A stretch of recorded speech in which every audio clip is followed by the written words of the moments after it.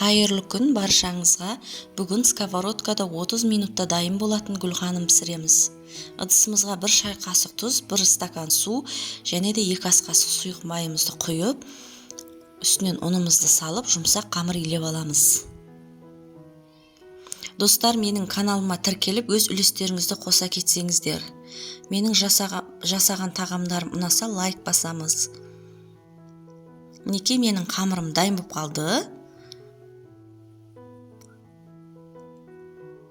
Салмасына фарш, асқабақ, жуа, қара бұрыш тұзымызды салып, жақсылап араластырып дайындап алдым. Мінекей қамырымды жұқа жайып, үстінен сұйық майымызды құйып дайындап алдым.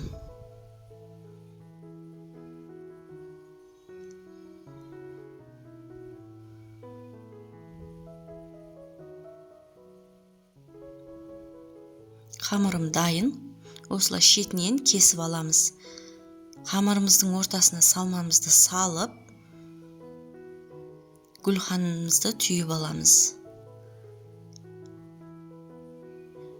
Мінекей менің гүлхандарым дайын болып қалды.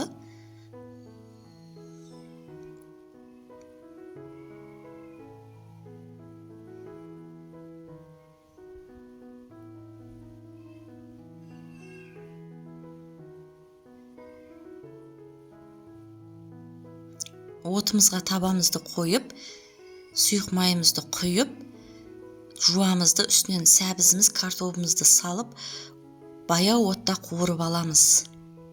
Үстінен 1 шай қасық томат пастамызды және тұзымызды салып, қуырамыз. Өз қалауларыңыз бойынша паприка немесе қара бұрыш қоссаңыздар болады. Мен қара бұрыш қостым. Сәбізіміз бен картобымызды 30 минуттай баяу отта қуырамыз. Мінекей дайын болып қалды. Үстінен гүлханымдар теріп, үстінен қайнап тұрған суымызды құямыз.